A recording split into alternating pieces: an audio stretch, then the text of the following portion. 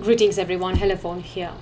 Another represented typology in fiction, the violent female psychopath is another expression of a dominant female character in Cradle of Filth's lyrics, along with the witch, which we discussed in my analysis of their song Her Ghost in the Fog, linked in a card on the screen. Unlike that of the witch, this is a thoroughly negative character, but it is presented in an intimate and deeply psychological portrayal.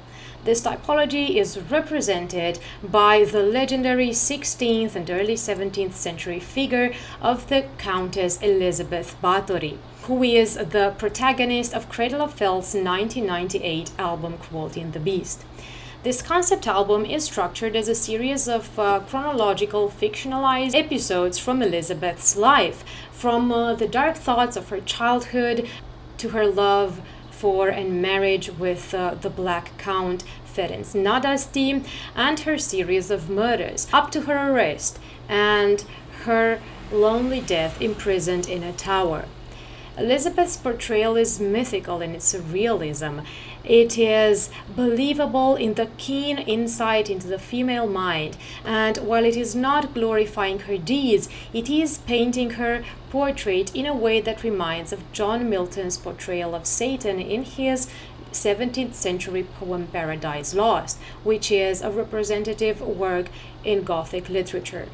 Today we're going to analyze Cradle of Filth's 1998 song Beneath the Howling Stars from their album Cruelty and the Beast. Let's listen.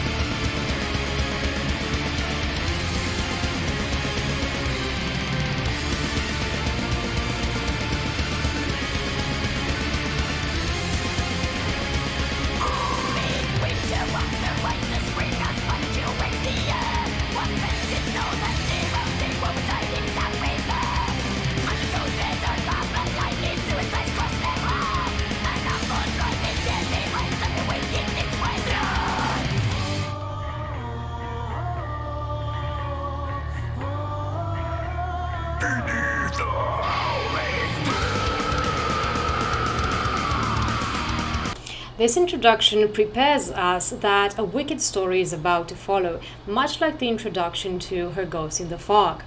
There is a description of nature showing a long and cruel winter under the patronage of Mars, the god of war, and the planet shining in the sky, which is believed in astrology to push people towards aggression and unbound eroticism, which is very significant for the story we're about to hear. These nefarious influences of winter and of Mars unsettle every living soul, even those closer to non-existence, such as the unborns and the near suicides.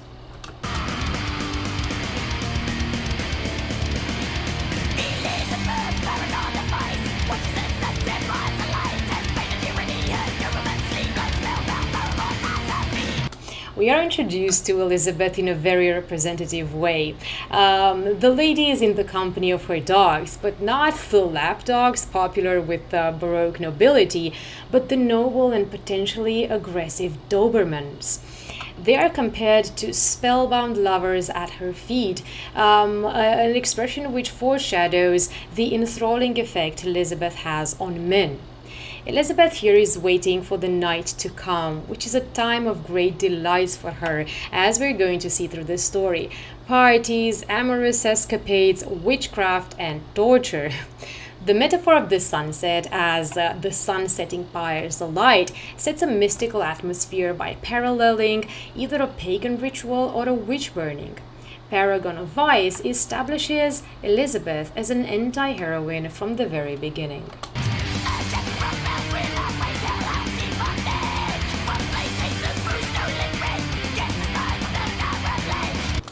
We are here told that Elizabeth hears the bells outside her window, dogs start barking, and she starts to see the guests arriving through the snow for her party.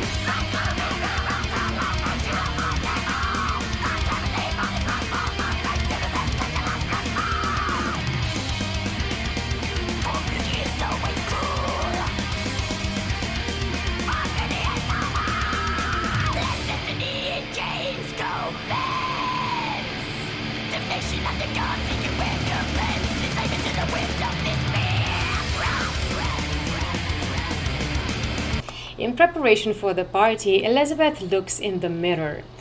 This moment establishes her outstanding beauty that even the gods or the celestial bodies would give up their immortality to possess. But it also establishes her narcissism.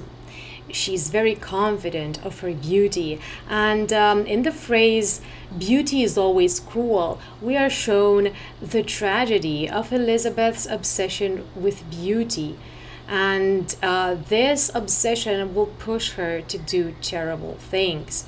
Now we see the connection between beauty and cruelty, which is also obvious in the title Cruelty and the Beast instead of Beauty and the Beast, because these two concepts are very linked in Elizabeth's character. We will hear a lot of descriptions of her as a mistress, and like many other female characters in Cradle of Filth's lyrics, in the sense of female master, a domina, or if you will, a dominatrix, who enslave men to their whims.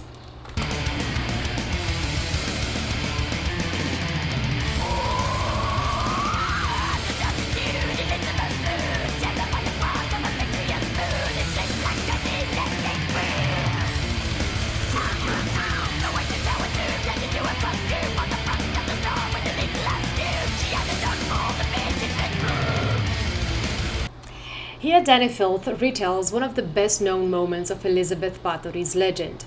The legend tells that a servant girl, while combing Elizabeth's hair, accidentally pulls her hair, which causes Elizabeth to strike her in anger.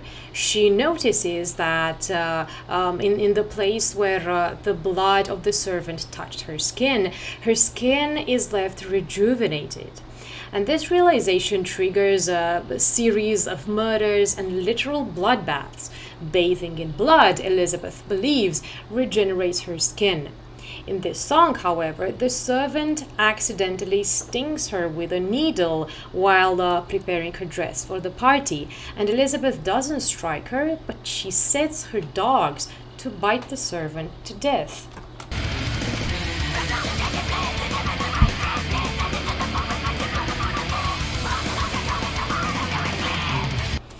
Instead of a few drops of the servant's blood accidentally touching Elizabeth's skin, here we see her using the blood as rouge and then descending to the party wearing this gruesome makeup.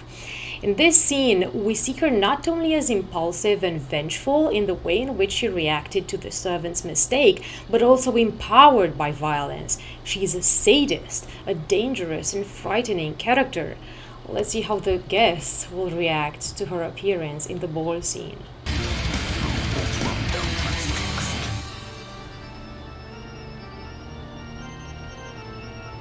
Devoid of all breath in the air, even death failed to compare to the taint of a splendor so rare and engendered upon the odd throng gathered.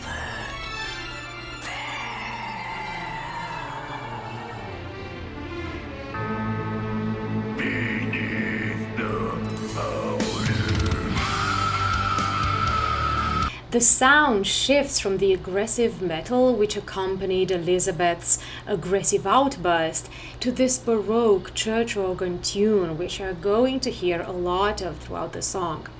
Metal music is not a very expressive one in terms of emotions when it comes to sound, and as a fan, this is my greatest criticism of it. But Cradle of Filth is one of those bands where you can sense the passion and the emotion of the singer in spite of, or actually with the aid, of the growls and the shrieks. Dani Filth whispers here, suggesting the awe of Elizabeth's audience. The guests are left speechless when they see her beauty and radiance, but it is a tainted beauty because she is painted with blood, and it is as complete as death itself. I understand the word engendered to mean feminine here, meaning representative of her gender.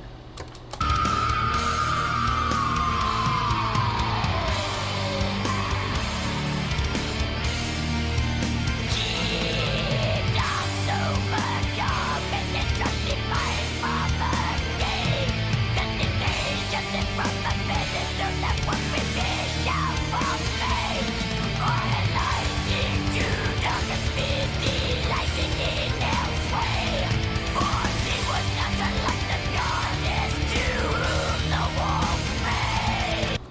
We see Elizabeth making an impression on everyone, but her appearance and her dance have a magical effect on the men who are hypnotized. They are completely smitten, and she is delighting in Hel's ways, so she loves the control that she has over them. They compare her to an angel in beauty, but she is rather a fallen angel stepped down from the pedestal, or a pagan goddess. Perhaps the goddess of the moon, it says the goddess to whom the wolves bayed. Artemis, Diana being one of the goddesses most often invoked in Cradle of Filth's lyrics. Envy glanced daggers from court maidens aboard, who whispered in sects of suspicions abroad that Elizabeth be witches. See how even now the whore casts her spells upon the black count who her reddened lips hung. We see how expressive this verse is, with the voice shifting from that of Dani to that of the female singer in order to show the impressions of the female audience. While the men are smitten, the women at the party are envious and they are gossiping in little groups. In their jealousy, they see Elizabeth as a whore. In their opinion, the attentions she gets are undeserved and they can only have been won by magic. Her reddened lips refer to the bloody rouge that she is wearing, and the women see her preoccupation with beauty and makeup as a sign of vanity. So Elizabeth now has the attentions of the Black Count, Ferenc Nadasdi, her future husband. And this is the scene where they meet.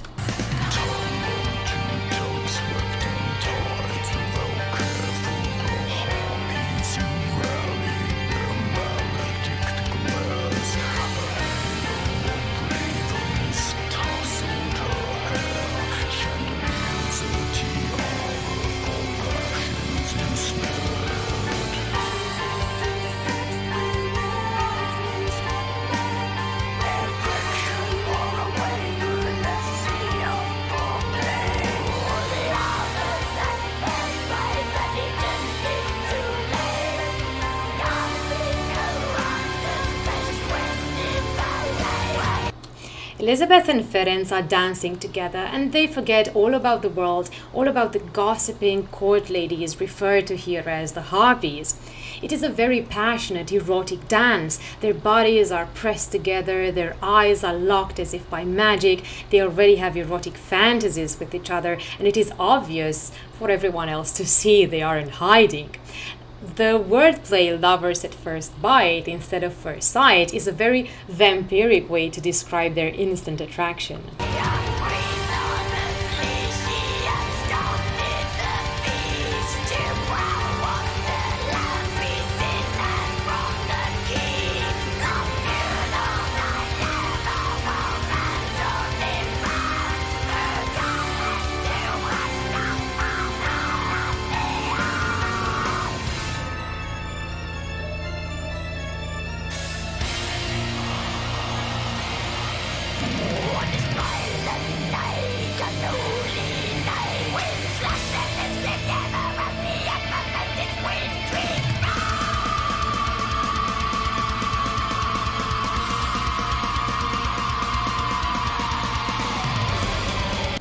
We are told here that Elizabeth and Ferenc want to spend some time alone together, away from the court and from the audience, so they go outside by the castle under the winter moon and the howling stars, the stars howling at the earth.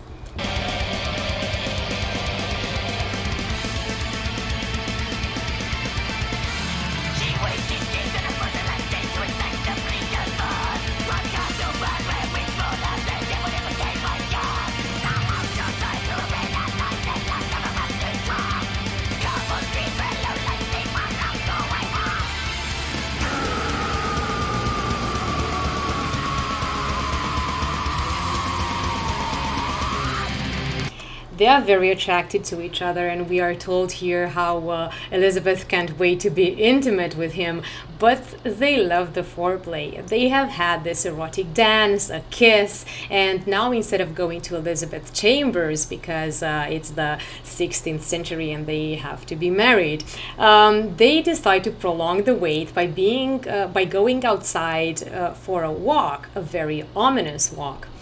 Elizabeth has a magic charm tied to her inner thigh, so she is using some form of magic on him, along with the blood magic of her lipstick, which is meant to enhance her beauty in the eyes of the onlookers, and with the hypnotizing dance that we saw at the party.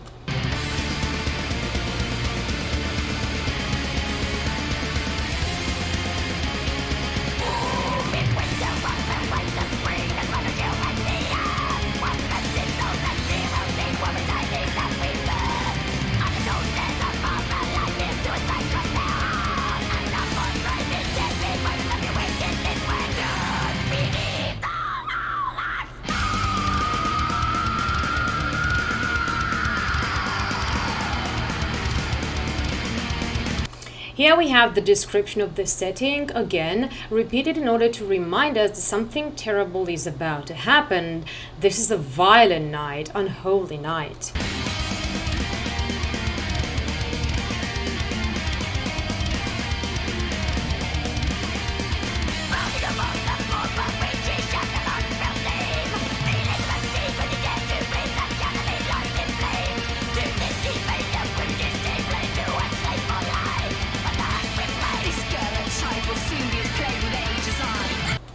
The two arrived into a destitute part of the citadel and they find a beggar woman. They are very close to her, within earshot, so she can hear what they're speaking. And Elizabeth, whom we know to be a bully of poor people because we've seen how she treated the servant woman earlier, she teasingly asked the Count if he would sleep with this old woman.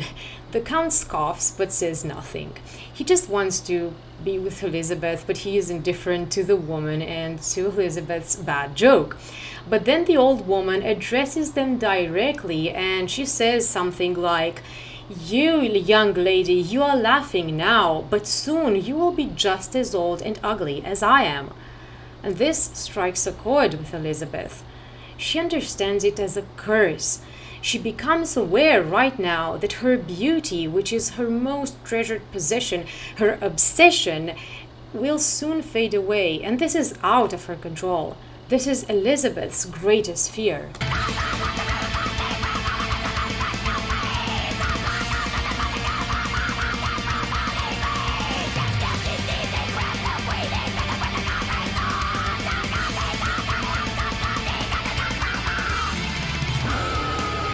So the Count finds the old woman's answer funny and meaningless. He thinks, this is absurd.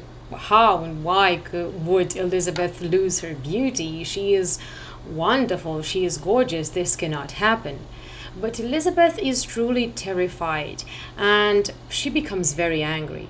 So in seeing her displeased, the Count, who just wants to make Elizabeth happy and to win her over, he seeks her love's onslaught, as we are told, decides to kill the beggar woman as a wedding gift to Elizabeth. I find it brilliant how Danny makes us understand what these characters think and feel in just a few words. Ferenc has no idea that the beggar woman voiced Elizabeth's greatest fear. But he is a warrior, he is a dutiful knight who is in love with his lady and ready to do whatever she wants. If the lady wants blood, she shall have blood.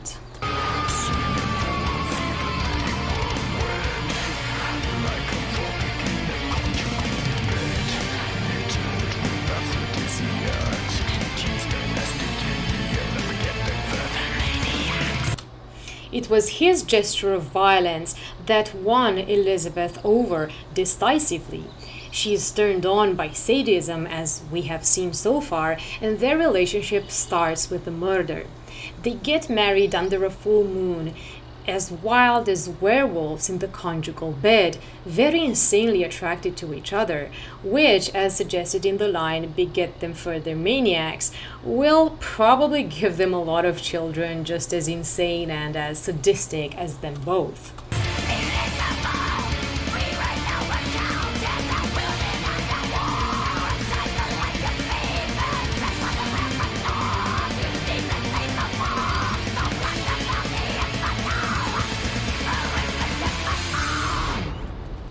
Elizabeth now has a husband and a nobility title, and she wears this title like a favorite dress. She is presented in this line as a vain woman, shallow and whimsical and entitled. Count Ferenc goes out to war as a sort of a crusader, we are told, to fell the infidel, which leaves Elizabeth to her own devices. She is alone in the castle, mistress of the castle for long periods of time. She needs to fill this time. How exactly we're going to see in the next analysis of a song off Cradle of Filth's album Cruelty and the Beast. The legend of the Hungarian blood countess Elizabeth Báthory is thought to have been the inspiration for Bram Stoker's Dracula. Many critics believe that vampires represent the vain, emotionless, and self-entitled upper classes who leech off the poor people, and Elizabeth Báthory sure fits this profile. Dani Filth makes no attempt to hide the wickedness of her character and doesn't glorify her violence, but still presents her as a monster. At the same time, her portrayal is empathetic, highlighting her experiences, her thoughts, and her motivations. So, this was my analysis, everyone. I hope you enjoyed it. If you did, please like this video and subscribe to my channel, and stay tuned for another analysis of rock and metal lyrics. Until next time.